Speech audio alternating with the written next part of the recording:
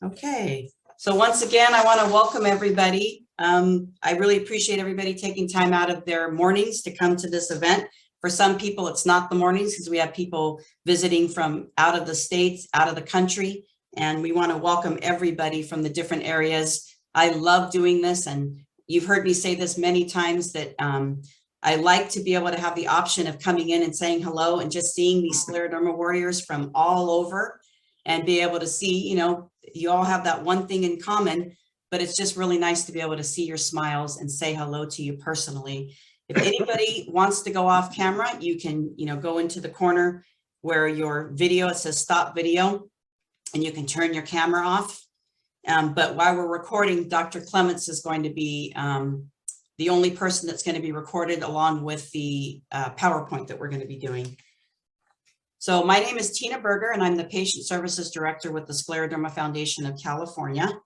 And I didn't see Andrew, which I know he's been having problems all morning with his internet.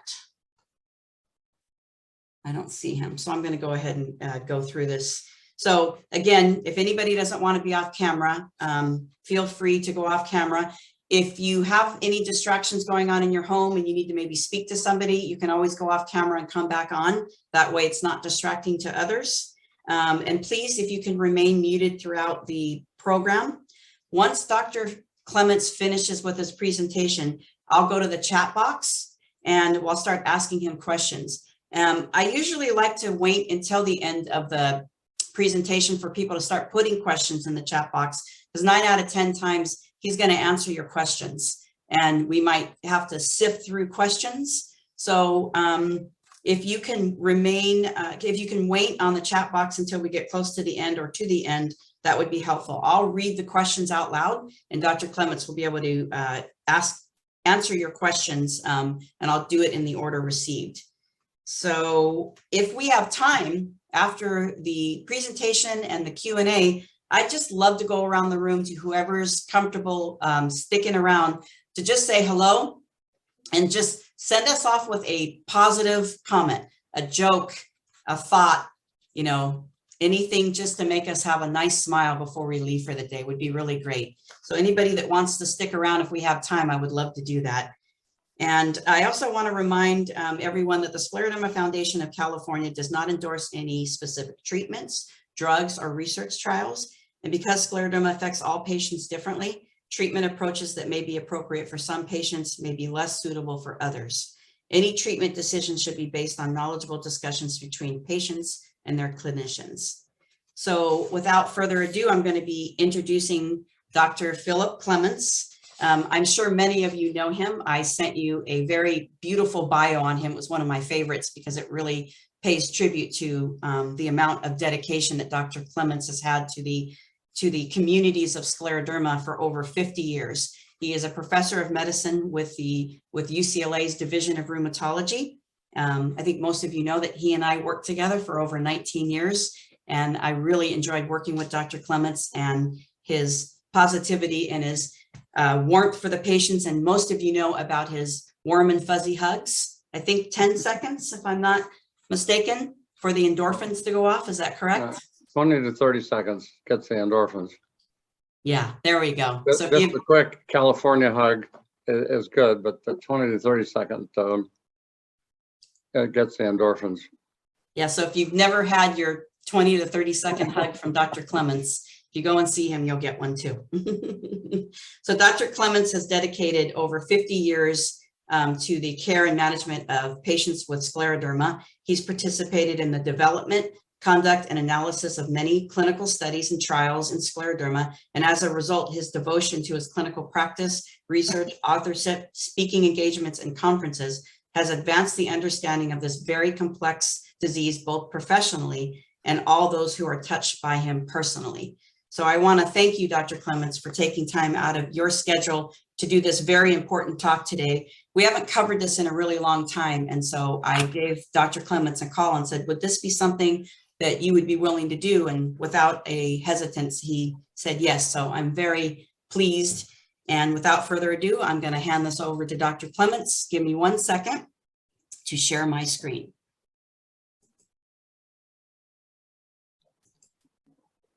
Hopefully it has the PowerPoint slides on it. There we go. Can Oh. everybody see the PowerPoint? There we go. Can you see it, Dr. Clements? I can. Okay, so I'll go ahead and you prompt me when you want me to go to the next slide, okay? Okay, well, you've already talked about this slide, so next.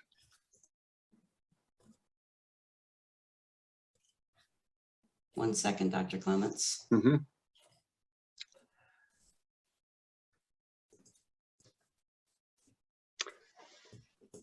Title is kidney function in scleroderma, the kidney involvements, because there are several kinds.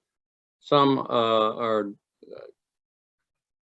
generally harmless. There are a couple that can really make messy lives. So I'll try and steer you away from the ones that don't apply to most of the people that I think are on the call today. So the outline is kidney function in healthy individuals, so you get an idea of what happens in healthy folks. Kidney function in individuals with systemic sclerosis, and the clinical patterns of kidney involvements. So chronic kidney dysfunction is something that happens partly as we age, but probably happens a little faster in scleroderma. This usually does not lead to something disastrous like dialysis. Next. And that's evidenced by a reduction in kidney blood flow. The entity that we call essential type hypertension is probably part of the works.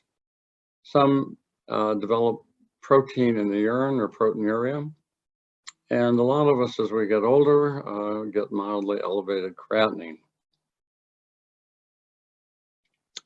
Next. Then we get into renal crisis.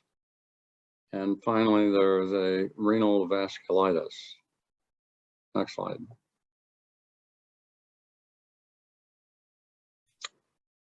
And next slide. Ooh, there's something at the bottom. And I can't see it. It says kidney transplant. Oh, yeah, okay. Go ahead, Dr. Clements. Yeah, that's correct.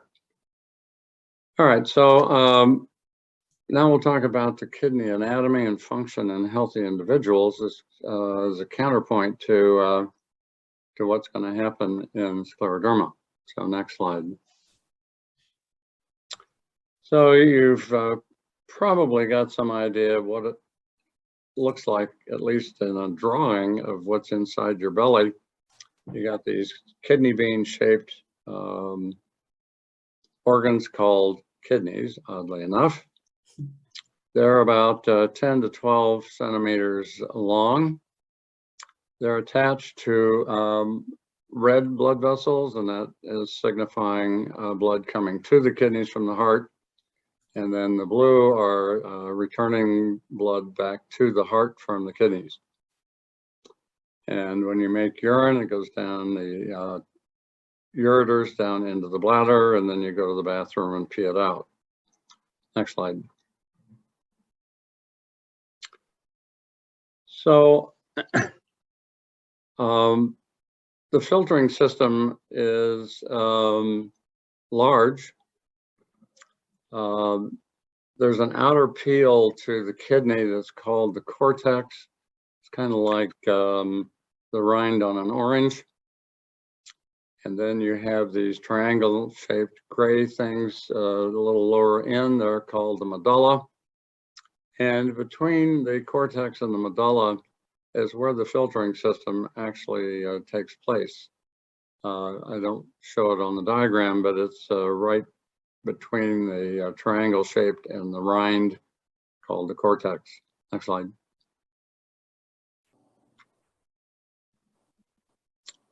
Next, yeah. Okay, so this is kind of an artist's conception of the filtering system. The glomerulus is made of lots of little blood vessels that look like curlicues. There's a vessel coming in called an artery, and then there's a vein taking the blood away from the kidney. And then you have the urine space on the outside. And the blood vessels are designed to be leaky. They have pores, and they leak mainly small molecules and water. Next slide. So we have a cross section of the artery. The red part is the outer layer of the blood vessel. The blue is the internal lining, or intima is another word for it. And then you have the red blood cells. And the arteries are inside the glomerulus there. Next slide. Next. Okay, again, the artery wall is in red. Next. The internal lining is the intima, and that's the blue one. And then inside, next, you have the red blood cells that are inside the capillary. Next slide. Okay, so the glomerulus, this is the urine collecting system in yellow. Next slide. And you have the wall of the glomerulus on the outside. Next. And there's the urine cavity. Next. Now the artery actually lives inside the urine collecting system, or the glomerulus. So next slide. It fits kind of right in there.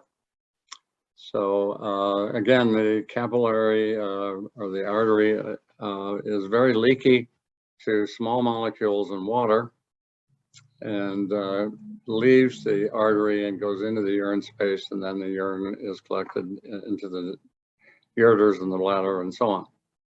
Next slide. So you see the diagrams. You can see the arteries in there and how they're related to the urine space. Next slide. And blood with impurities and toxins and so on go into the urine space. Next slide. So this is kind of a summary of what I just talked about. The red is blood, waste, and water enter through the renal artery. Then as it goes through the glomerulus and gets filtered, you come out in the vein. Blood and waste or excess water leave here through the renal vein. So the filtered stuff collects into urine. Excess water and toxic waste in the form of urine leaves here via the ureter. Next slide. This is a scanning electron microscope picture of an actual glomerulus. So you see this tangled bunch of blood vessels. There's a lot of surface area here. So there's a lot of opportunity for water and waste products to leave the arterial space and go into the urine collecting system. Next slide. So water and small molecules go into the urine cavity from artery through pores in the artery wall. And I've shown you creatinine, which is a muscle breakdown product, which is harmless, but is filtered through the kidney and gives us a way to measure how well the kidney functions. So the creatinine is a small molecule, water is a small molecule. Next slide, and it can go into the urine. Next slide. Protein, on the other hand, is a bigger molecule, and the normal glomerulus, not much of it leaks through. The pore size is small. And so the protein, next slide, tries to leave but can't. It gets stuck inside the artery. Next slide. So that's the normal way things work. So now I'm going to show you some of the abnormalities that occur in scleroderma. Next slide. So again, we have the artery, Next slide. And we have the artery wall, which is red. Next slide. But there's a thickened internal lining. And this is the important part of what goes wrong in many of the blood vessels throughout the body in scleroderma. What you see here, the thickened lining, is not unique to the kidney. It can be seen in the lung, the pulmonary circulation, GI tract, heart, all over the body. The thickening of the internal lining is very characteristic of scleroderma. Next slide. And then you have the red cells inside the lumen. Now you'll notice that the lumen is smaller, so not as much blood can get through. And that's an important aspect of the kidney dysfunction. Next slide. So here we're going to look at the blood vessels in the kidney and finger, and in the lung, and finally in the kidney again. So next slide. So the yellow around the digit down on the lower left-hand side shows the actual usual opening in the artery, but there's this blue stuff that's now crowded out the ability to carry blood. So all you see is this kind of brownish kind of line through the blue area, and that's where the blood has to fit through. Next slide. And here we see the kidney, same thing. The yellow outlines what should be the artery. And you'll see again that there's not much room in there for blood to get through the vessel. Next slide.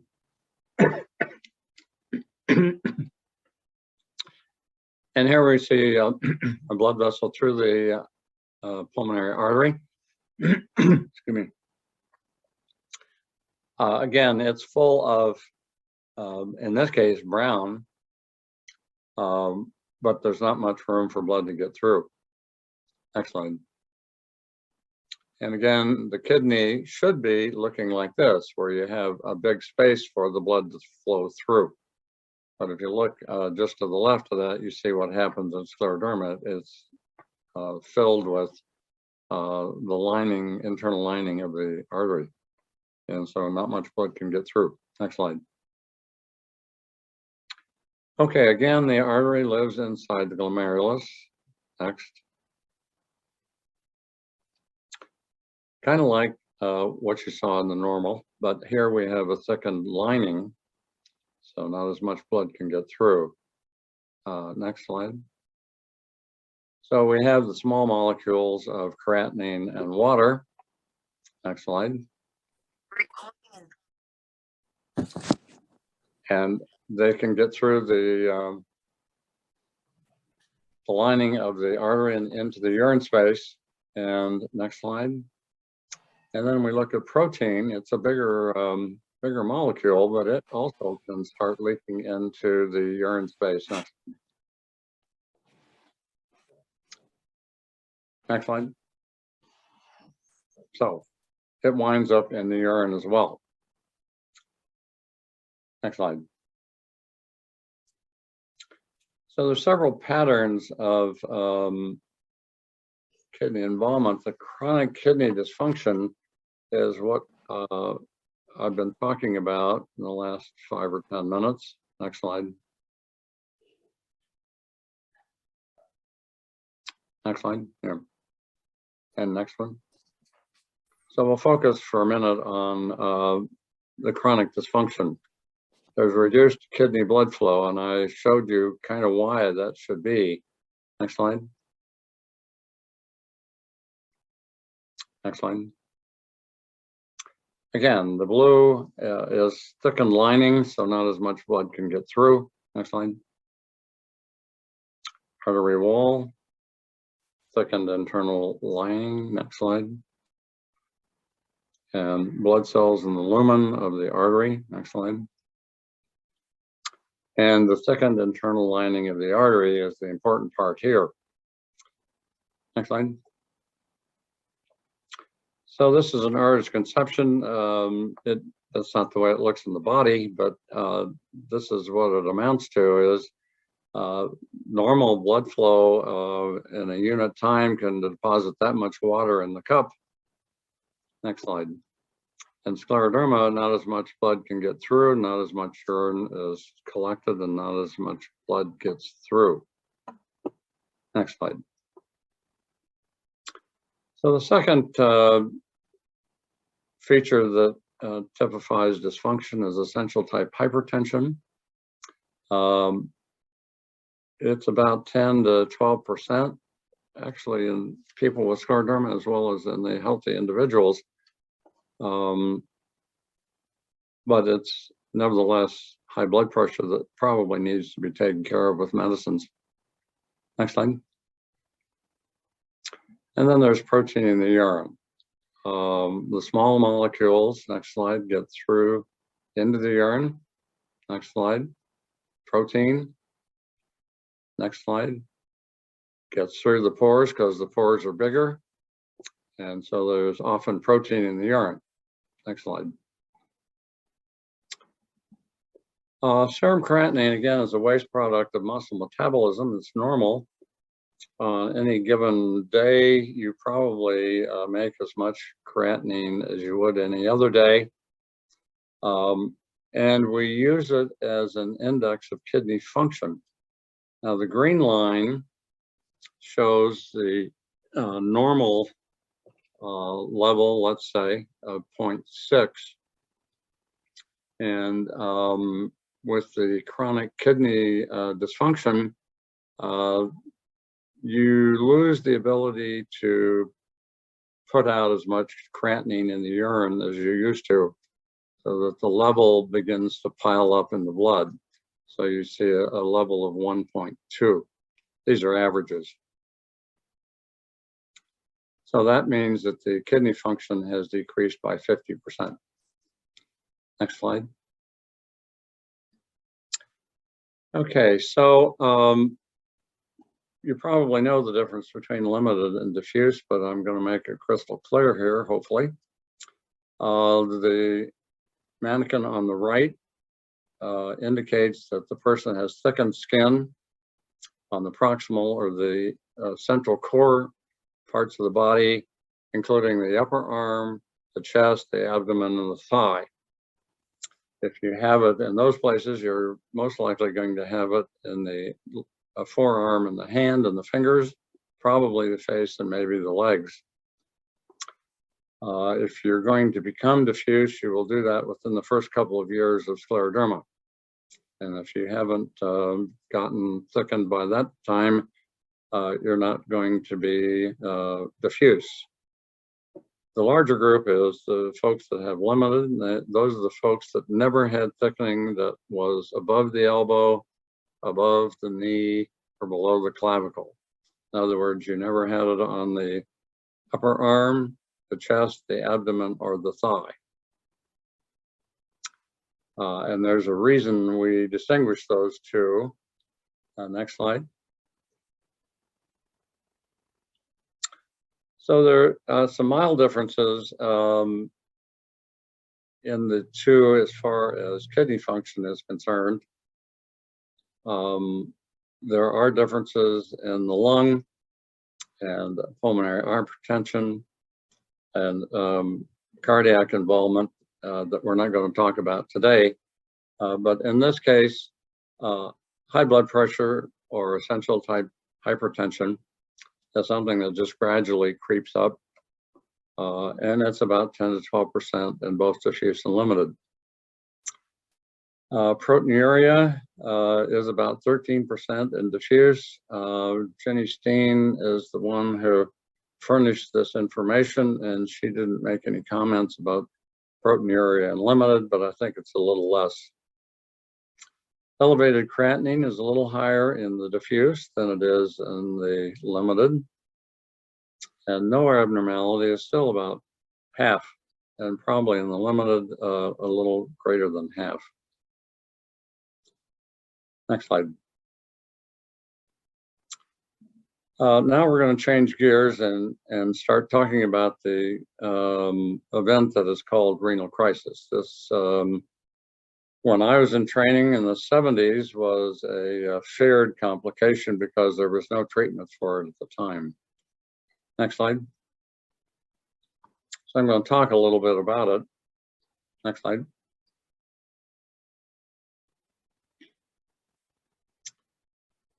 So the general definition is kidney failure, and it's usually accompanied by new onset high blood pressure.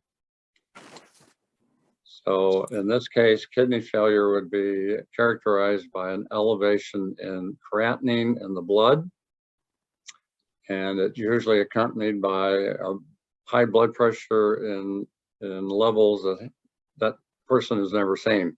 So often it's 170, 180, 200 millimeters of mercury. This is 90% of the time. 10%, the blood pressure doesn't go up. Next slide.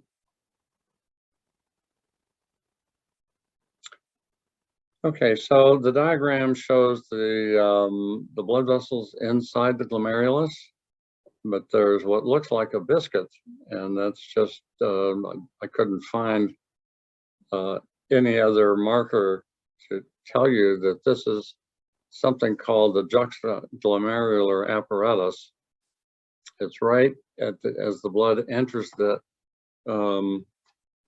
glomerulus. There's an apparatus there that's made of cells. It senses urine flow and blood pressure and a bunch of other things. Next slide. And for reasons that we do not understand, a blood clot begins to form, and it forms just about the level of the juxtaglomerular apparatus, and that leads to real trouble. It reduces the blood flow through the glomerulus, for one. Next slide. But the cells in this apparatus also release a number of hormones that help regulate blood pressure. So it releases renin and other vasoconstrictive chemicals. Another vasoconstriction is a shrinking of blood flow. Next. So the blood clot or the thrombosis in the artery leads to markedly reduced blood flow in the kidney and through the juxtaglomerular apparatus and the whole glomerulus. So that's part of why the kidney gets sick. It can't get blood through the filtering system. Next slide. As a result, several hormones or enzymes are released from this apparatus. Renin is the most important. Aldosterone is actually secreted from your adrenal gland, but it also gets wound up in what happens in renal crisis. Next slide. Renin converts a chemical called angiotensinogen to angiotensin 1. Next slide. Then as the blood passes through the lung, there's another enzyme called the angiotensin converting enzyme, and that converts angiotensin 1, which is relatively inactive, to an active form called angiotensin 2, which is one of the strongest vasoconstrictors the body has. And it's the reason that there is so much trouble that happens in renal crisis, is that the converting enzyme makes a lot of angiotensin 2, and it puts a lot of strain on the heart, the kidneys, the lung, the GI tract. It's all over trouble. Next slide. So these were pictures taken even before I got into rheumatology 50 years ago. These are angiograms. The left side is the normal, and the right side is what happens in renal crisis. So you notice on the normal side, it looks like shrubbery. They're bigger branches, and then they're little tiny twigs that come off, and they service the glomerulus and other parts of the kidney. On the right-hand side, angiotensinogen 2 is caused vasoconstriction, and so there's very little blood going through the circulation. Not even the big branches get it, and the twigs just don't get anything at all. And that is the reason the kidney starves. Next slide. So if you were to take the kidney at that point and slice it open and look at what's going on inside, you'll see the arrows pointing to the damaged areas. There is no distinction between the triangles that should be the medulla and the cortex. Are all kind of a red, mushy looking thing. That's because there's damage to the kidney throughout the entire kidney, and particularly near the cortex and where the glomerulus lies. Next slide. So scleroderma renal crisis occurs in 10% of scleroderma patients, but about 90% of those have diffuse scleroderma. This is an important feature. It is something that happens early, and it happens predominantly in those that have diffuse cutaneous scleroderma.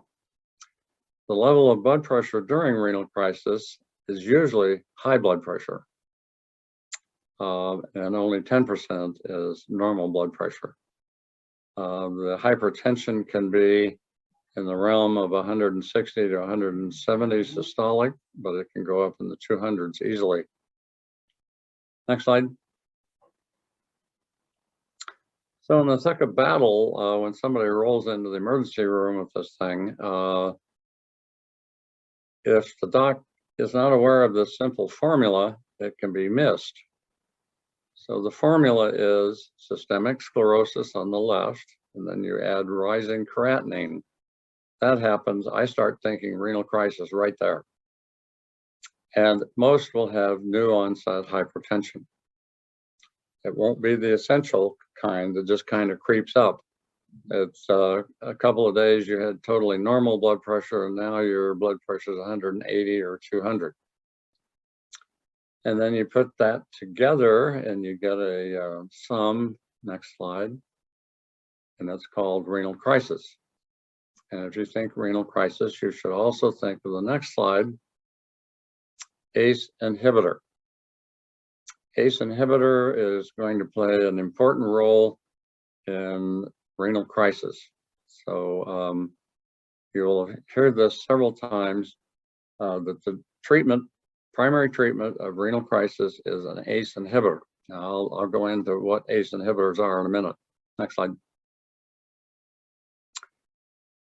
So the marked decrease in renal blood flow leads to kidney death and a further decrease in blood flow, and that leads to renal crisis, which has new onset hypertension most of the time. Next slide. Declining kidney function, as evidenced by a rising creatinine level in the blood, and that may rise to the point that the person will need dialysis. Next slide. Before ACE inhibitors were available, and the first one became available in 1980 and is called captopril. Before that was available, 90 to 95% of people who had renal crisis would die within the first year. It was the leading cause of death.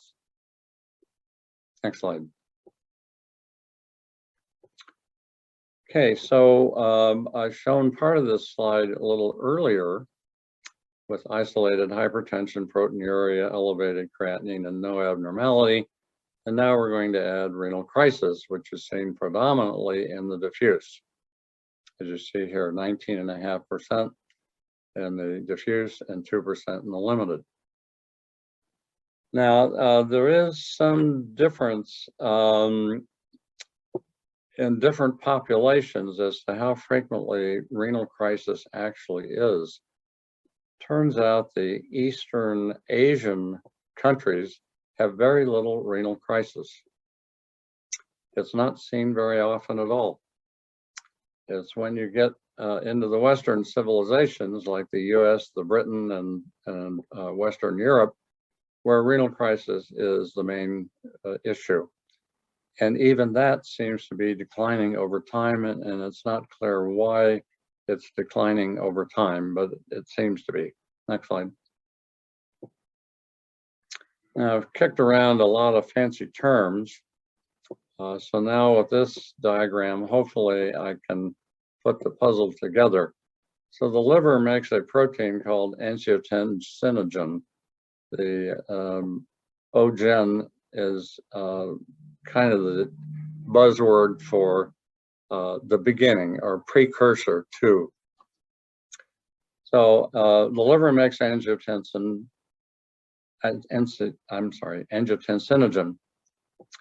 Renin is made all the time in the kidney in renal crisis at very high levels, but even in the otherwise healthy population, it still helps regulate blood pressure and fluid balance. So renin will interact with angiotensinogen and convert it to angiotensin 1. Next slide. Next. So as the blood travels through the lung, it bumps up against angiotensin converting enzyme, and that converts angiotensin 1 to angiotensin 2. Next slide. And next slide. And this process goes on all the time in the normal regulation of blood pressure and fluid balance. But in renal crisis, it's at very high levels and a lot of angiotensin 2 is made, and vasoconstriction occurs throughout the body. So not only the kidneys starve, but a lot of other organs begin to starve as well. Next slide. So there we have the culprit, vasoconstriction. So just a little side issue, COVID, the virus attacks angiotensin converting enzyme type 2. That's in the lung.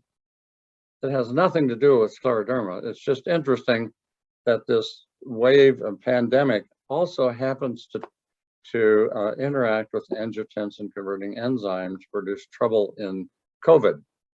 That has nothing to do with scleroderma, however. Okay, next slide. We cannot predict who is going to be affected by renal crisis. We have ideas of the group that is likely to be at risk. And diffuse skin thickening, and this gentleman has tight skin on his arms, his torso, his face. We don't see his legs, but he's got a lot of skin thickening. He is a prime suspect. Then a recent rapid progression of skin thickening. Some of that is fluid. Aldosterone is secreted in larger amounts in renal crisis, and it causes the kidney to hang on to sodium and water. And that leads to edema, and that's hard to tell whether the swelling in the leg is from fluid or is this from fibrosis. Early disease, less than 4 to 5 years. An antibody that's called polymerase III antibody. There are other antibodies that we look at in scleroderma, SCL70 and centromere, but the one that identifies somebody at risk is having anti-polymerase III. New anemia can be seen. Large pericardial effusion means a large amount of fluid in the heart sac. If there's enough fluid in there, it can interfere with the heart function. Congestive heart failure is a condition where the heart cannot push as much blood out as it gets in. So it begins to back up in the lung and can lead to edema formation in the legs. Corticosteroid use is a strong factor. Contractures of large joints just suggest that there's a lot of fibrosis going on, and that probably has something to do with being able to predict renal crisis. Reduced oral aperture. Many folks with scleroderma have a reduced oral opening. if you were to take 3 fingers on the non-dominant hand and put them into your mouth, should be able to get 3 fingers in your mouth. If you can't, it's reduced. Hopefully you can still eat hamburgers and other good foods. Next slide. All right, this gets a little complicated, but it's on the left-hand side of the diagram, you see what physiologically is happening with renin, angiotensin, aldosterone, and creatinine. And then on the right-hand side, you see what happens clinically when I look at you in the emergency room. You're likely to have high blood pressure. The creatinine will be rising. 11% may have seizures. A lot of people wind up with headaches. It's a type of headache they've never had before. They may have chest pressure, may feel like an elephant on the chest. Congestive heart failure is about a quarter. Increased skin swelling in the last couple of months. Hemolytic anemia, I'll explain in a minute. It's a fragmentation of red blood cells. The number of conditions which cause destruction of red blood cells in the circulation. So they leak hemoglobin and a number of other things into the blood. Platelet count is low in about 39%, and 50% will have a large amount of fluid in the heart sac. Next slide. On the left-hand side, you see little pink inner tubes, basically. They're red corpuscles. They're about the same size, all of them. Some look like they have a wider opening and some don't have an opening in the middle, but an inner tube is one way to describe this. You then look on the right-hand side and you see cells of different sizes, and you see bits and pieces. You don't see a nice round inner tube. So there's junk, and it's called schistocytes. Schist means to break apart. Cytes is a cell, so schistocytes are broken cells, and they are typical of what can be seen in renal crisis.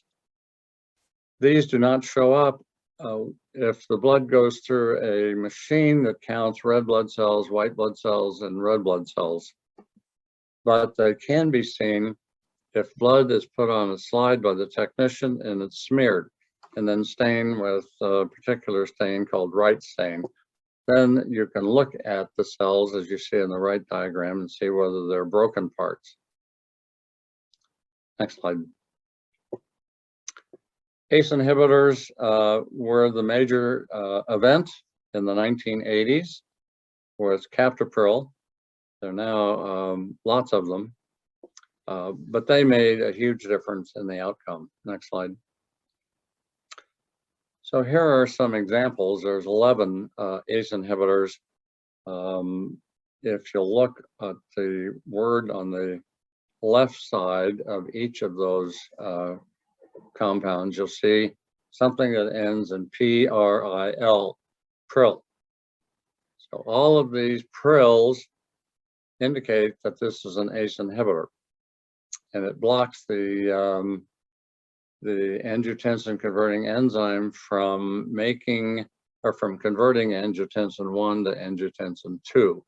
So it reduces the amount of angiotensin 2.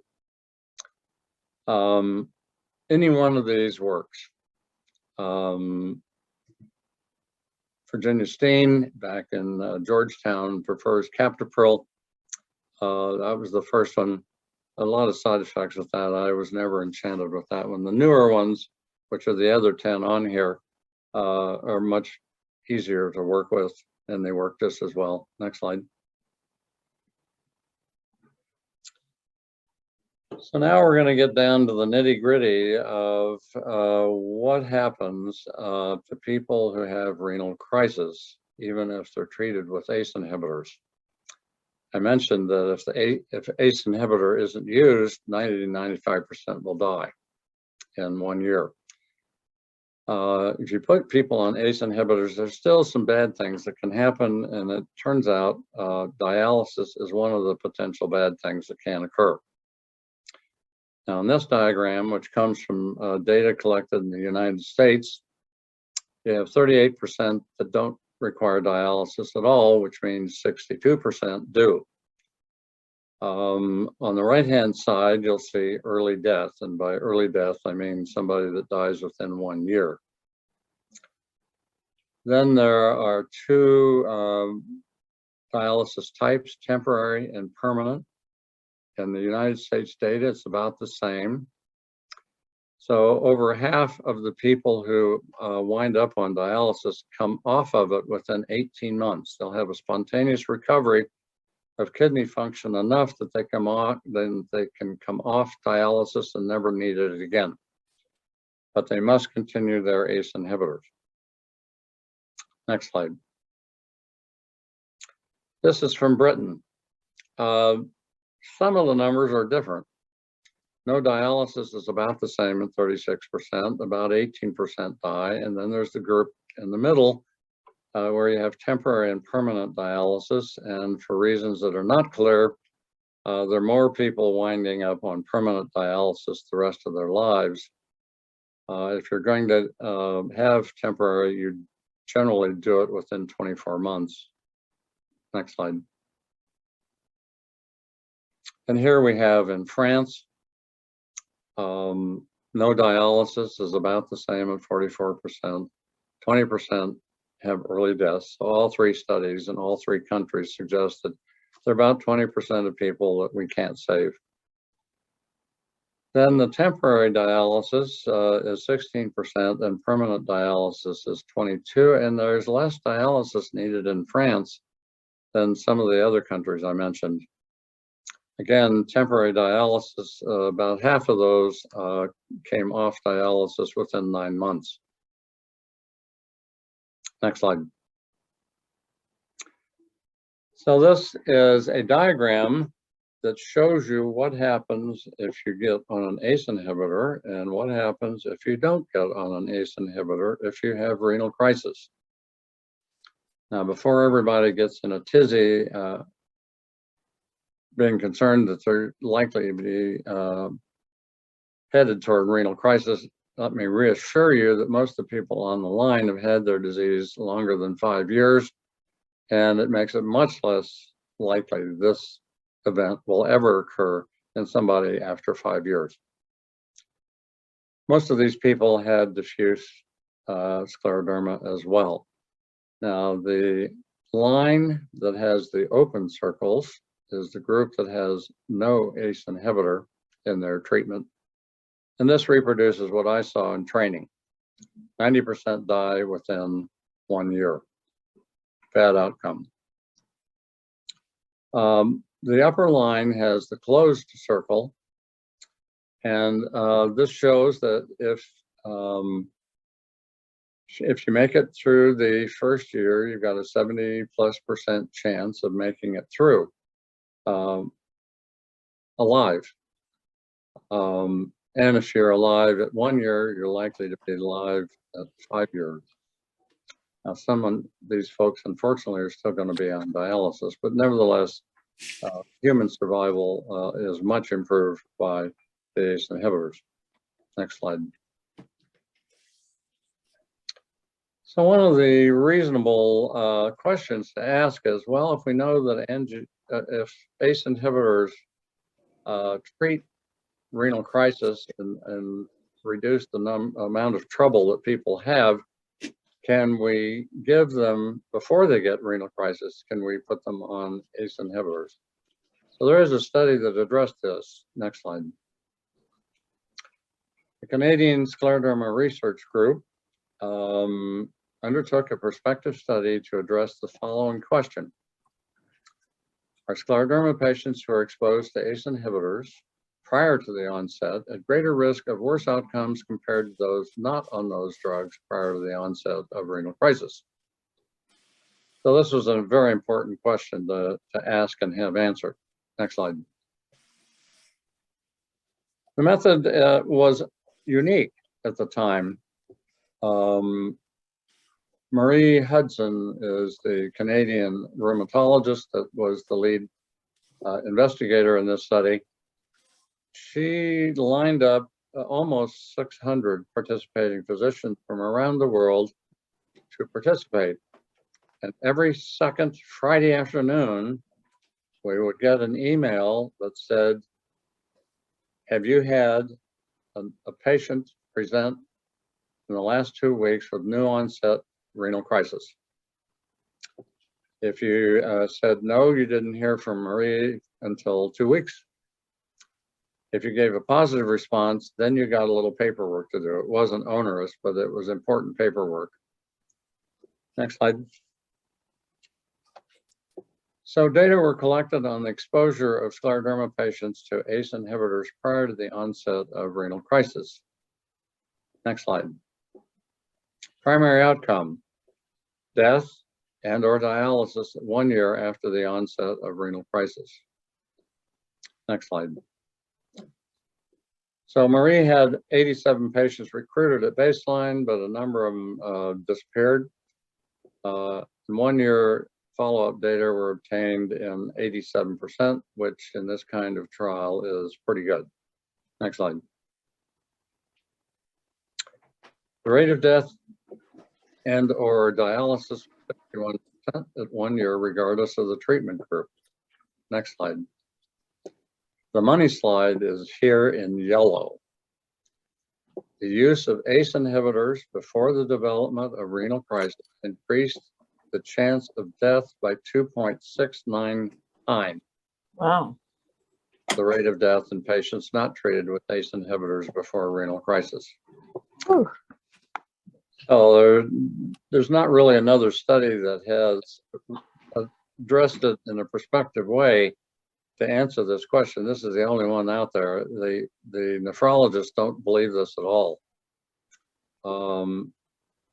So there's territorial disputes among specialties, and this happens in medicine regularly. So what the rheumatologists find out about kidney disease is going to be different than what the nephrologist will believe. But anyway, we take care of most of these people with renal crisis. So hopefully we can avoid the use of ACE inhibitors before the development of renal crisis. Now, by the time you get to 5+ years, this risk is probably much less. There are a lot of blood pressure medicines that can be used to treat essential hypertension, which occurs in about 10 to 12%. And those are ones that should be used instead of ACE inhibitors in the first 5 years. Next slide. Another thing that fell out was something we knew already, and that is the use of prednisone independently increased the risk of dying by 1.07 times over the rate of death in patients not treated with prednisone. So we try very hard to avoid using prednisone or solumedrol or declidron or any one of a number of corticosteroids in the first 5 years of scleroderma, particularly in somebody that's got diffuse scleroderma. Next slide. So early detection is important. We can't predict who's going to have this happen, but we can pick them up early. A couple things I've told you about that we can use. So all persons with diffuse cutaneous scleroderma who've had their scleroderma less than 5 years are at risk of developing it. So these people should get a blood pressure cuff and use it 3 times a week. They can do it more, but at least 3 times a week, and they should write it down in somewhere so they get an idea of what their pressure is normally. So we're looking for blood pressure. It's actually a little higher than the number I gave you here. We're looking for blood pressures that are 30 or 40 millimeters higher than their average pre-hypertension. So many people may have blood pressure of 125. Some will have 110. Some may have 130. If it rises 30 or 40 millimeters, that's one sign that suggests you need to get hold of a doctor. So if that happens, the blood pressure should be rechecked in 1 hour, or 12 hours rather.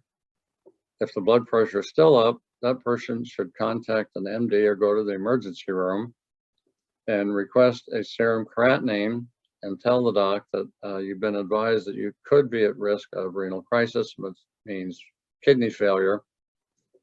And if the serum creatinine is up, then start an ACE inhibitor. That's the best strategy we have so far. Next slide.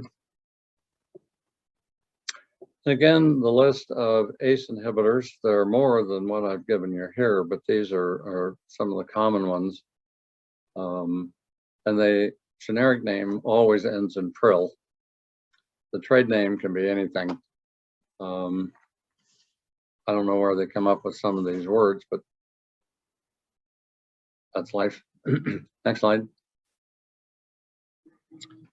Okay, so I've kind of completed what I wanted to say about renal crisis. Now we're going to talk about a rare bird, and that's a vasculitis of the kidney. Vasculitis is inflammation of a blood vessel, and that occurs in the kidneys. Next slide. So we're going to talk about that. So normotensive renal failure, the type that occurs in renal crisis, 90% is what I talked about, mostly with hypertension, but 10% will have normal blood pressures. Next slide.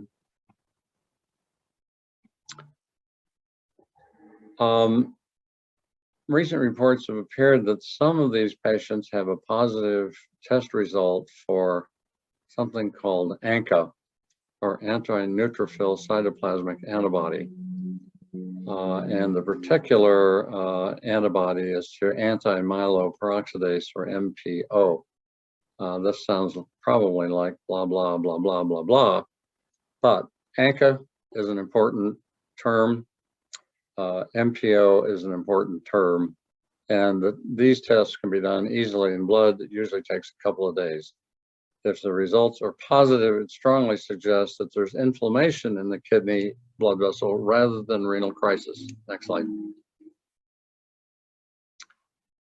So to review the characteristics of renal crisis, it's seen predominantly in early diffuse and is characterized by accelerated hypertension. That just means it's been rapidly rising, in contrast to essential, which tends to creep up. Next slide. Kidney failure with loss of ability to make urine in 90 to 95% if not treated promptly with ACE inhibitors.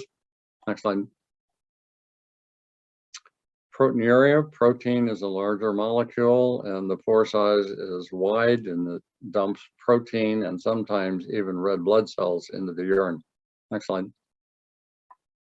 And there's evidence that the red cells are falling apart. They're being hemolyzed. And you have fragments or schistocytes. Your platelet count is low, and an enzyme called lactic acid dehydrogenase, or LDH, is high. LDH is something that can be high for a number of reasons, but if you're tearing red blood cells apart, you liberate a lot of LDH into the blood, and that is one thing that we look for when we're thinking of hemolytic anemia and renal crisis. Next slide. We rarely measure renin levels, but if you did, they would be high. Next slide. In vasculitis of the kidneys, things are different. It tends to affect late limited scleroderma, not diffuse. Next slide.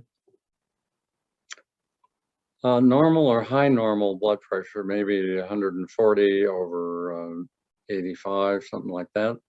Next slide. There is kidney failure. Next slide. Protein will appear in the urine and there'll be significant red cells and in this case, white blood cells. So in renal crisis, you get protein and some red blood cells. In this one, you get signs of inflammation, and that's why there's white blood cells in the urine. Next slide. There isn't hemolysis, there isn't fragmenting of the red blood cells, and there's no elevated LDH. Next slide. And the platelet count is normal. Next slide. So if we did a renal biopsy, in this case, you would see crescents. So when the moon first becomes visible, there's a thin line that's kind of half of a circle, and that would be a crescent. So it's the edges of the glomeruli. So you see two pictures of the glomeruli, one in the upper and one in the lower. And the damage is done at the periphery, not necessarily the whole glomerulus. It's done in the edges, and that's called focal segmental or crescentic glomerulonephritis. Next slide. Now we also can stain for immune products in the kidney. In lupus, for example, lupus patients make antibodies to a lot of different things, including their own DNA, and that winds up getting trapped in the kidney. And so this is the fluorescent pattern you see. What they do is they take a section of the kidney biopsy and put it on a slide, and then they will take the person's serum. No, they'll put a layer of anti-immunoglobulin that's got a fluorescent tag. So in lupus, there's a lot of immunoglobulin in the kidney, and when you put an antibody to immunoglobulin, it attaches in the kidney, and because it's got a tracer, you can see it. It's an apple green. The middle one is a different picture. It's very smooth. This is an entirely different type of process. It's rarer than scleroderma. It's called good pastures. And it's an antibody to the basement membrane. In other words, it's one of the inner linings of the glomerulus and blood vessels in general. So it's a very smooth, thin line. In ANCA positive, there's no apple green immunofluorescence. So in this case, you see this kind of dull green background, but you don't see the bright green immunofluorescence that characterizes the other two. So this is a hallmark of this type of kidney damage. Next slide. Back when ANCA was first discovered, it was used in blood cells, and there were two kinds. One is called C-ANCA and P-ANCA. When we order it, we do get some notation of the immunofluorescent pattern. We also get specific proteins, protein H3 and MPO. And in this case, in scleroderma, the vasculitis is positive for MPO. In contrast to many of the antibodies that we look at when we're screening blood in people, like ANA, anti-SCL, 70, centromere, RNA polymerase, these are markers. They are not thought to be causing the disease. In this case, ANCA disease, the neutrophils probably are causing the kidney disease. So in this case, we not only have a marker, but we can identify the cell types that are causing the trouble. Next slide. So here are two columns, and it kind of contrasts ANCA-positive glomerulonephritis to renal crisis. It's normal tension in ANCA and hypertension most of the time in renal crisis. Active urinary sediment means red blood cells, white blood cells, and something called CAS. It's a protein product made inside the kidney. Sometimes there are blood cells trapped in there, and it suggests there's active disease, inflammation in the kidney. You don't see that in renal crisis. All you see is protein and an occasional red blood cell. There is no hemolytic anemia in the ANCA, but there is hemolytic anemia frequently in the renal crisis variety. The biopsy shows crescentic glomerulonephritis. It's a type of inflammation in the ANCA positive, you don't see the fluorescent pattern in renal crisis that you did in the ANCA positive. Instead, you get something called fibrinoid necrosis, and it's as the tissues die, they become kind of a soup, and when they stain the slides, it looks kind of monotonously dark pink, suggesting that the cells are dying. Mortality in ANCA positive is 39% if you don't treat it, and in renal crisis, it's 90% at 1 year. Treatment of choice in ANCA positive are going to be prednisone, Cytoxan, and then there's a third compound that more recently looks like it's going to work, is rituximab. It's an antibody that's a monoclonal, and it works against B cells, which are a type of cell that when it grows up is going to make antibodies. The treatment for renal crisis is ACE inhibitors. It's not prednisone or Cytoxan. Next slide. Renal transplant. Next slide. So I mentioned that of the people who go on to dialysis, approximately 40 to 50% will remain on dialysis for the rest of their lives. That's not a happy circumstance at all. Back in 2014, I got real sick. I wound up on dialysis for 5 weeks. And if you hear a grinding sound, it's my son grinding his coffee bean.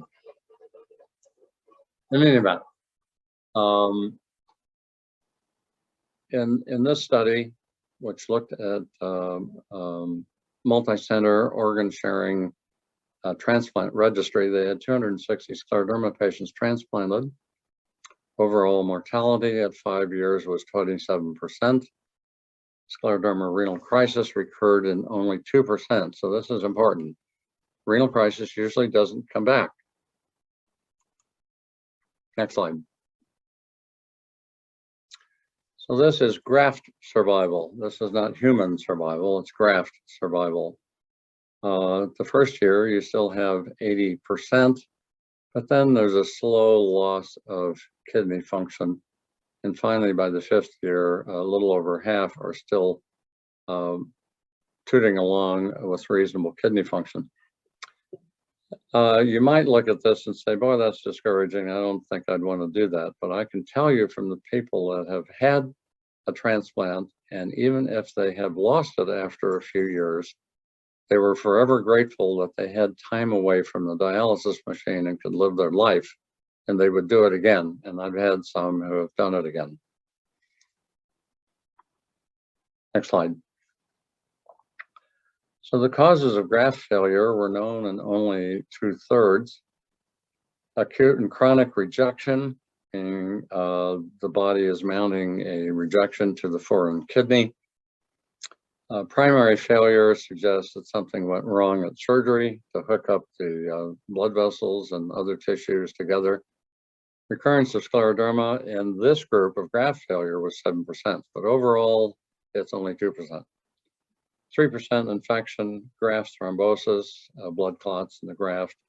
Unfortunately, only 32% were unreported. So now I'm going to summarize briefly the management of the kidney issues. The chronic kidney dysfunction is not something that's going to lead to dialysis. There may be decreased kidney blood flow. We observe this. Next slide. Essential high blood pressure may occur. Next slide. Treat with the usual antihypertensive medicines. And if they're beyond 5 years into their scleroderma, you can even use ACE inhibitors. Next slide. Protein in the urine. Most rheumatologists would leave this alone and observe it. Next slide. On the other hand, if you see a nephrologist, protein in the urine is a bad thing, and they will always treat it with an ACE inhibitor. There are a number of instances, particularly in diabetes, where the damage to the kidney leads to protein in the urine. And in this group, if you use an ACE inhibitor, you preserve kidney function. So it takes longer to wind up on dialysis, or maybe you won't wind up on dialysis. Next slide. Elevated serum creatinine. Next slide. Observe. Beware of non-steroidal anti-inflammatory drugs because they can do some damage to the kidney, particularly if the kidney is compromised with elevated serum creatinine. So that means no ibuprofen, Motrin, or Aleve over the counter. When you're talking to doctors who may or may not know anything about scleroderma, so they start talking about anti-inflammatories for your joint pains, tell them no, you don't want one. Next slide. Renal crisis is ACE inhibitors. Next slide. We do the home blood pressures to pick it up as quickly as possible and immediately get them into the emergency room and start them on ACE inhibitors and rapidly increase the dose. Next slide. Vasculitis to the kidneys. Next slide. It's immunosuppressive, prednisone, Cytoxan, and rituximab. Next slide. Chronic kidney failure and dialysis. Next slide. It's going to be renal transplant. Now, the US study from Virginia Steen suggested that half of the people will have recurrent, will be able to come off dialysis by 18 months. That means half will be on it the rest of their lives. I don't wait that long to start talking about renal transplant. If things haven't improved in 6 months, I start talking about renal transplant for a couple of reasons. One, if you've got a relative or friend who's willing to donate and you match, I would take that opportunity, because if that person is available, you can get a kidney within months. If you don't have somebody lined up to donate a kidney and you go on the list, it's going to be 4 years minimum. You'll wait for a kidney. Next. So the conclusion, most important kidney condition is renal crisis, which needs to be diagnosed very early so the treatment with ACE inhibitors can be instituted. Remember, the group at most risk is people that have widespread skin thickening in the first 5 years. 80% of the people who are going to have renal crisis will have done so within the first 5 years. After that, it's not common at all. Next slide. For the scleroderma patients who do develop renal crisis, about 60% will begin dialysis. About a third to half will have spontaneous improvement and stop dialysis for the rest of their lives. They'll never need it again. Next slide. Virtually no person will ever need dialysis who has not had renal crisis first. So the rule, and I've been at this 50 years, there's almost no one I can remember who went on dialysis who had not had renal crisis initially. So the people with the chronic kidney dysfunction rarely, if ever, go on to dialysis. Next slide. And I guess my time has expired, so I'll shut up and I guess we'll take questions. Thank you, Dr. Clements. That was very, very informative, and I appreciate it.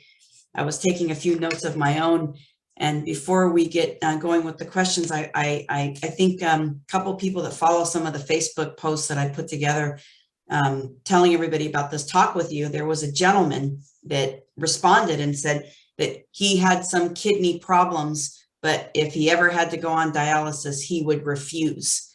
And I remember I commented to him saying, I would hope that you come today and listen to this talk, because in my years of working with you, I learned that that's not always the case, that somebody's going to end up on dialysis, and or if they do, just like you mentioned, we can have this opportunity where they might go on it for a short period of time and then never have to go on it again. So it's really, and I said, education is key. If we understand what to look for, this is going to make a huge difference. So I just wanted to say that before we started, and I'm going to look into the chat box now. Okay. Let's see what I've got. So far, I don't see any questions. I wanted to ask you something. You mentioned in ANCA positive patients that the treatment is prednisone, and it's almost confusing for a moment, because prednisone you want to stay away from. In early scleroderma, you stay away from prednisone. The ANCA positive is something that occurs later in the course and is usually in people that have limited amounts of skin thickening. So it's a different risk. It's much less likely to produce trouble by kidney failure because it's in later limited rather than early diffuse. Thank you.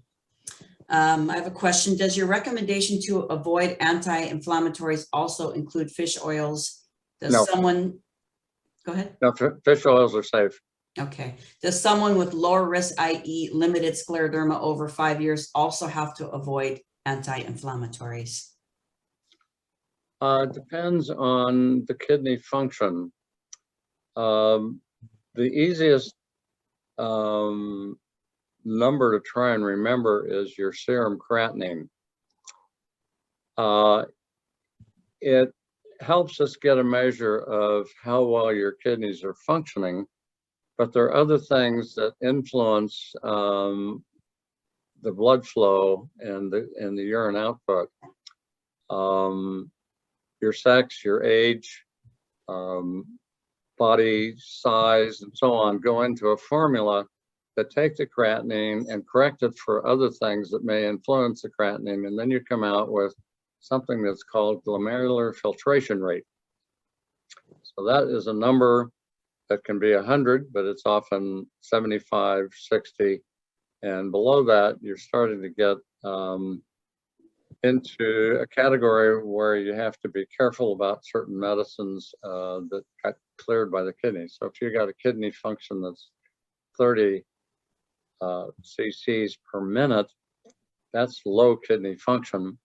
You may never need dialysis, but you need to watch what you take. And the doctor who's taking care of you, if they've got access to that, it comes up automatically. If you get a serum creatinine now, the glomerular filtration rate comes up with it. Thank you.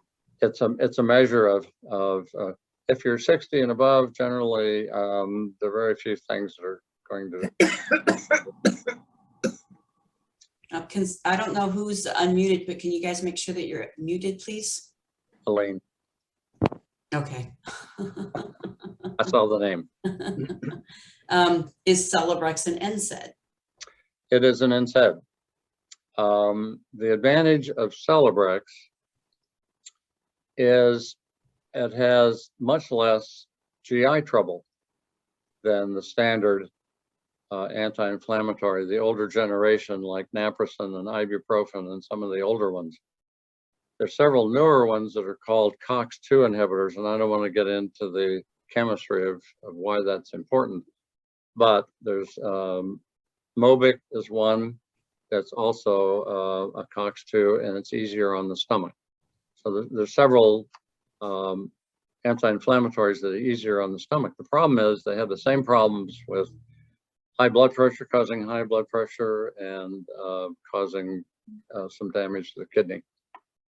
So you had mentioned earlier some of the anti-inflammatories like ibuprofen and Aleve, and so the same person that was asking about Celebrex is saying, well, should I not take it then? Does that person know the serum creatinine? And how old are they? You can put that in the chat box for me. And Sylvia asks, what about Norco for pain? Is that an anti-inflammatory? That is not. Norco is a combination of hydrocodone, which is the active ingredient, and it's combined with Tylenol, which acts as a carrier. It doesn't do a whole lot. The hydrocodone is the part that does the most good. Thank you. And she's 55, and she said she'd also have to look at her results. Okay, so as you approach 60 and above, you start getting into the aged kidney, and it winds up with this same kind of chronic dysfunction. Most of the time, your kidneys work well enough, you don't have any trouble. But they may not clear things quite like they used to when you're 20. You may have to be a little careful about the medicines that you take. Thank you. I was diagnosed with scleroderma in 2021 and developed renal crisis in, so April 2021 diagnosed, July 2021, she had renal crisis and had 7 months of hemodialysis and now 4 months on peritoneal dialysis. My creatinine continues to decrease and I continue to hope for this to resolve. Well, we'll keep our fingers crossed. Absolutely. How does she also probably should start talking to relatives and friends about the possibility that she might need a renal transplant, a kidney transplant. Thank you.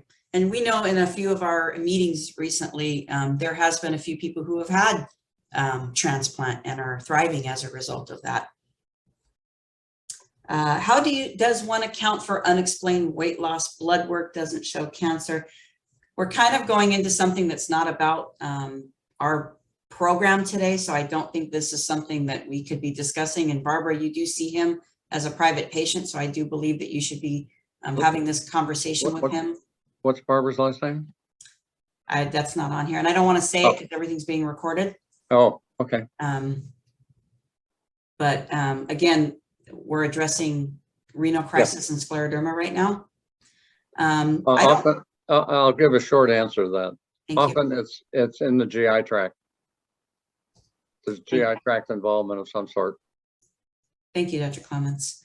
I don't know what this means. I also have HHT. I have always had kidney issues, and I think I have something going on. I was told to take the Celebrex every day. What is HHT? H is in Henry, H is in Henry, T is in Tom.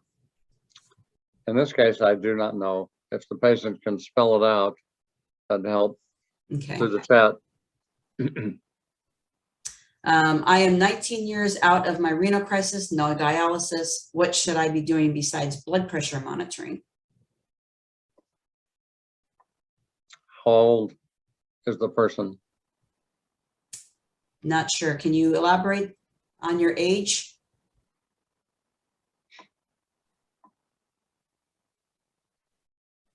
I'll go back to that when I get an answer. Okay. I have been using tramadol for a number of years for the pain, and I have had good luck. Anything I should be aware of? I am 66. Tramadol is not an anti-inflammatory, and there's no evidence it damages kidney. It's a controlled substance, but it's one of the minor controlled substances. Thank you. So she says, I'm still unclear though. Should I be taking Celebrex or not? That she needs to talk to her doctor about, because we don't have all the information that he does, he or she does. Right. But you did mention that of some of these anti-inflammatories, these are the ones that are less problematic on the stomach. Yes. But that's a conversation she needs to have with her physician. Yeah. Okay, thank you. And the HHT stands for hereditary hemorrhagic telangiectasia. Oh. Okay, and what was the original question? The question was, hold on. I have HHT. I also have kidney issues, and I think I have something going on. I was told to take the Celebrex every day. That's out of my league. I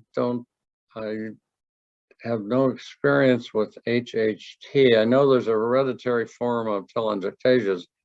Telangiectasias are peculiar, and they occur only in this hereditary form and in scleroderma. But I don't know the answer to this one. Thank you. And when Susan was saying I'm 19 years out of my renal crisis, no dialysis, what should I be doing besides the monitoring? You asked for her age, and she's 66. Well, it's a shame she hasn't been talking about renal transplant before this. The older you get, the less likely they are likely to qualify for a renal transplant. But I would be having a conversation with somebody about a transplant of kidney. And again, if you got a family member or a relative who's willing to donate, God bless them. You can get that lined up pretty quick. If you have to go on the list, it's years and years. Thank you. She also says, I've had decreased urine output yesterday, so I should be concerned about that since I have scleroderma, SSC? Not necessarily, no. Okay, thank you. I had something else I wrote down. So, and remember, guys, I'm going to be recording this, and I'll make sure that everybody gets a copy of it. And I think it's really good to go back over it. You can stop it, pause it, take notes, bring them back to your physicians with you. And one of the things that you mentioned, Dr. Clements, was the anti-polymerase 3 antibody. And so a lot of people can search their blood work, right, and see if this is something that, Yes. right? Yeah, it really applies to the early diffuse group. So if you've had it less than 5 years, yeah, I'd talk about it. If you've had it 10 years and above, it probably doesn't matter whether you're positive or negative in RNA polymerase. Thank you. I got a wonderful information. Thank you so very much. And Deborah, thank you, Dr. Clements. I miss you and Dr. Kafaja. She moved to Texas. Does CKD screen not, I don't even know. Let's see, it just flipped on me when I was reading it. Does CKD screen not Afro-AM 39 ml indicate kidney failure? It's kidney dysfunction. The CKD means chronic kidney disease. It's kind of an umbrella term, and then you have to define how many mLs or cc's per minute. And you mentioned 30, I think? 39 ml indicate kidney failure? Well, it's kidney compromise. Are you likely to go on to dialysis? The answer is probably no. But I would be wary of NSAIDs, and there are other medicines that get cleared by the kidney or can damage the kidney. So I'd be very careful about all the medicines. Thank you. I don't understand this, Denise. How do we really know how long? I think you're saying we've had it? Yeah. People that have widespread widespread skin disease are very good at telling you when things began, because it's a short course from the onset to when things are the worst on their skin. So often the skin may begin 15 months ago, the fingers swelled up, and now it's on my arms, my face, and my trunk. So that group is pretty good about identifying when things began. The other group, the limited, often it really sneaks up on them, and it's very difficult sometimes to get a good handle on exactly when things occur. It's very important to me to always try and figure out when this disease began, because there are very well documented time frames as to when things are likely to occur and when they are not. So for example, the renal crisis, 50% occur within the first 2 years, 80% within the first 5 years. This is a well-substantiated number. Lung disease occurs in the first 5 years. Fibrosis of the lung may begin within the first year, but generally by the time they get to 6 and 7 years, it's kind of stabilized. Whatever lung function you've got stabilizes at that point. So I think it's very important to try and figure it out, but sometimes it's not possible. Absolutely. And you know, then we have to just guess. and many start to do a little research as they learn more about scleroderma, that they might have had it a lot longer than they thought because they learn about the symptoms. Right. So somebody was, based on your slide, says, I have been diagnosed with diffuse scleroderma, don't understand why I don't have skin thickening, do have esophageal dysmotility and digestion issues, some decreased lung involvement. Can you review this again, please? Okay, so the terms limited and diffuse can be easily misunderstood, even by primary care physicians. In scleroderma, the researchers use the term to describe where the skin is thick. Systemic sclerosis is an umbrella term. It includes localized sclerodermas, diffuse scleroderma, systemic sclerosis, synapse scleroderma, limited scleroderma. There's a number of things that fit under this umbrella of systemic sclerosis.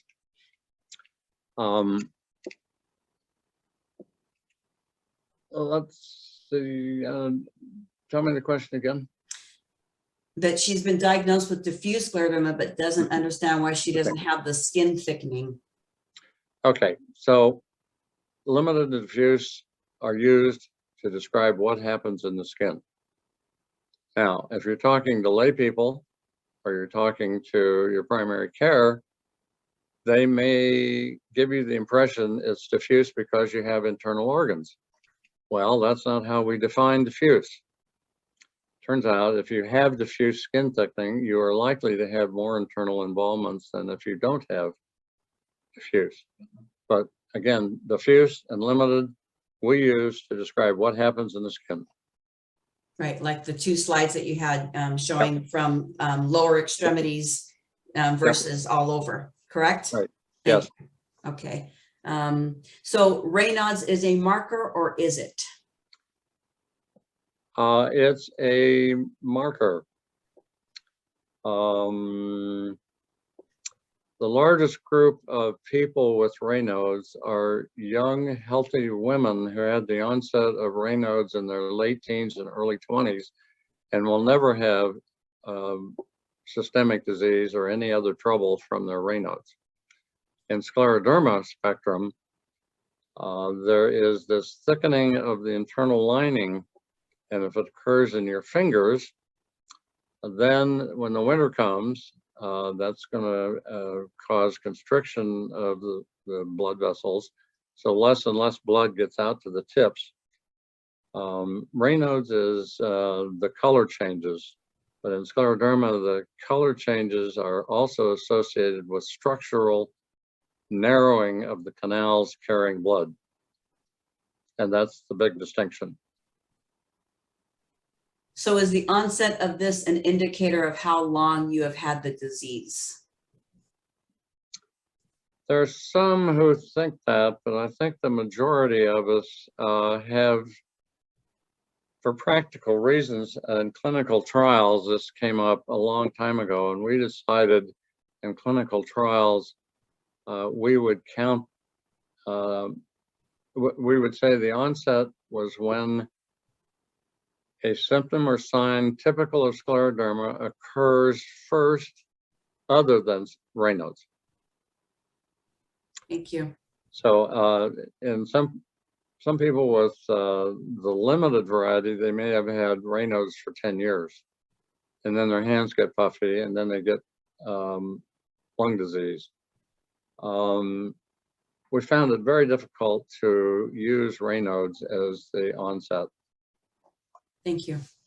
What type is crest scleroderma classified as, which I hear a lot?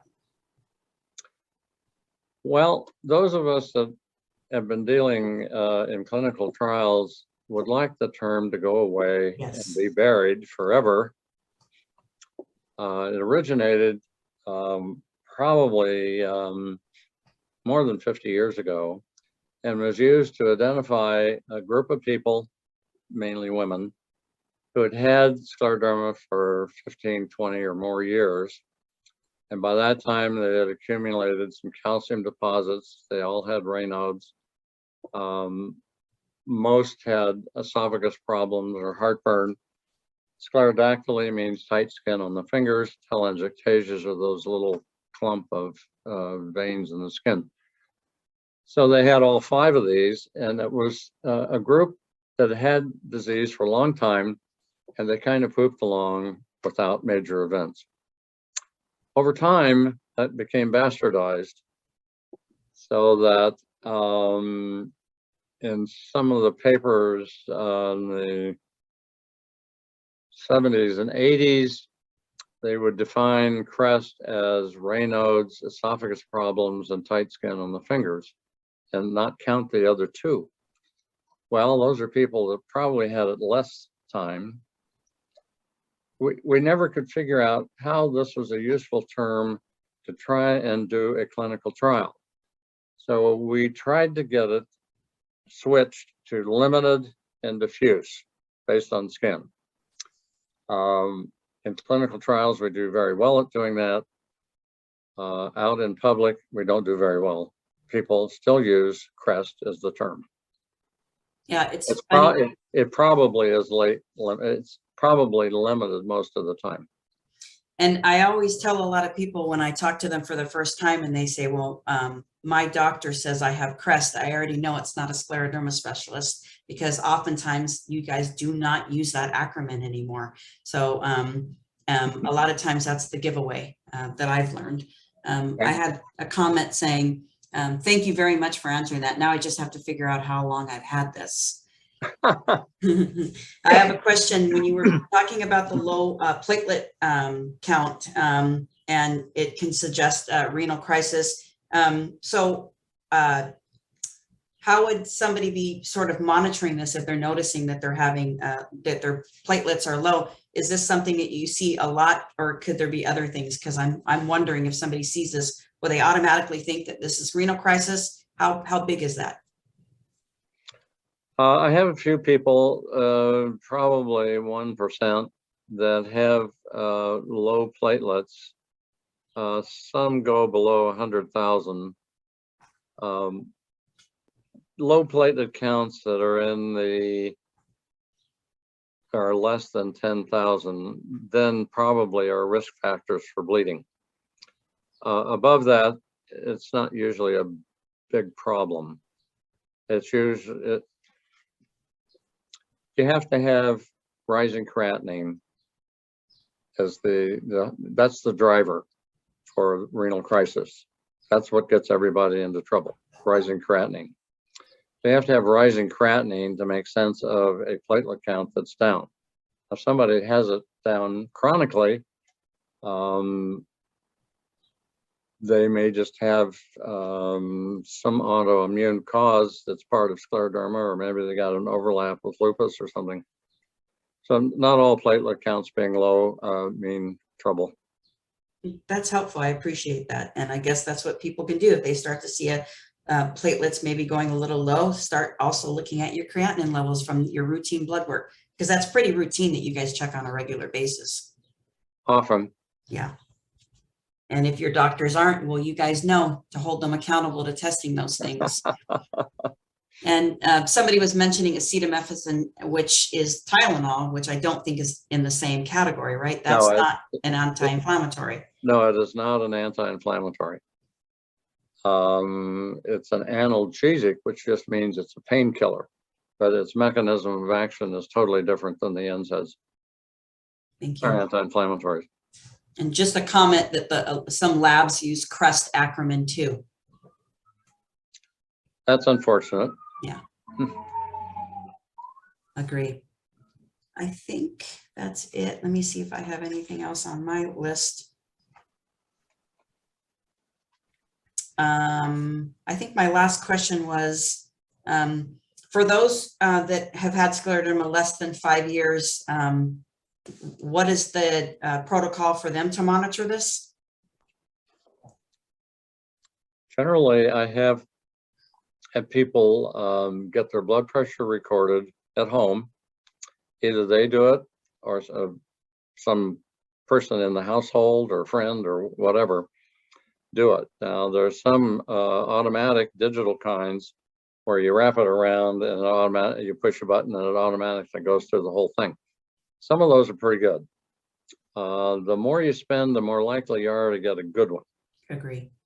If that isn't something that's you can do easily, you can go to some drugstores. They have a little chair over in a corner with a blood pressure cuff, and you slip your arm in it and push the button and it blows up and gives you a readout. Those are pretty accurate. Thank you. I'm going to my rheumatologist Wednesday, so should I tell him to order creatinine or kidney function test? If you get a chemistry panel, most chemistry panels, particularly the comprehensive metabolic panels, will have a creatinine and something called EGFR. That means electronic glomerular filtration rate, or estimated glomerular filtration rate. Oops. You okay? Yeah, I lost your picture. So usually it's, yeah, I got you. It's usually part of the package. Yeah. And for many of you that are taking certain medications, it's something that they're always going to do your CBC and your chemistry panel. And then in your chemistry panel, you'll have your creatinine and kidney function. And liver function are the two big items. She put great, thank you. Okay, if there's not, are there any more questions? I think we're good. We actually are almost out of time, so I don't think we're gonna have time to be able to go around the room. But I want to thank you, Dr. Clements, so much for taking time out of your schedule to do this talk. It's so important. And I think that a lot of people sometimes don't get to see a scleroderma specialist. And I love empowering our families so they can hold their doctors to a higher standard when it comes to their care. She said, thank you, doctor, for your work in the disease. You are great. I say that. Yeah, and some more thank yous. Okay, Carol Antoinette. Yep, you're getting a lot of them now. That's the fun part. And Angie. Uh-huh. Yep, she said yes. Okay, everybody. She had said something before that, and then another slide came up, and then she came back. Yes. Thanks. My mom's translator, how cute. Should we end telling the little story about how our little story we used to tell the patients when we worked together? Go for it. Okay, so some of you have already heard this story, but when Dr. Clements and I worked together, I was pregnant with one of my children and we had a baby shower. It was not my baby. No, it was not. And my mom came to the baby shower because we were carpooling because we lived and worked close to each other. So after we got done with the baby shower, we were putting the presents in the car, and Dr. Clements said, my mom says, boy, that Dr. Clements looks familiar to me. Do you know where he went to school? And I said, yes, he went to school in Indiana. He's got a big plaque in his office. And my mom grew up in Indiana. And all of a sudden, my mom's little accent comes back and she said, you asked him if he went to Jefferson High. And I said, why? And she said, because I think I dated him. So I went back and to Dr. Clements the next day. And I said, so my mom wanted me to ask you if you ever went to Jefferson High. And he was kind of taken back by the question and said, I did. Why would you ask me that? And I said, well, you're not going to believe this, but my mom thinks she dated you in high school. So come to find out that she did. And he came to school. And he asked me what her maiden name was. So he came back the next day with his yearbook. And in the yearbook was my mom's picture with this little pixie hairdo. And she wrote in his yearbook, and she put something like Phil, you have what it takes to make it in this world. It was great dating you. Go Alpha, whatever her sorority was back in the day. And we kind of laughed about it. And I put my arm around him and I said, you could have been Dad, Dr. Clements. And so we've had this little special bond ever since that day.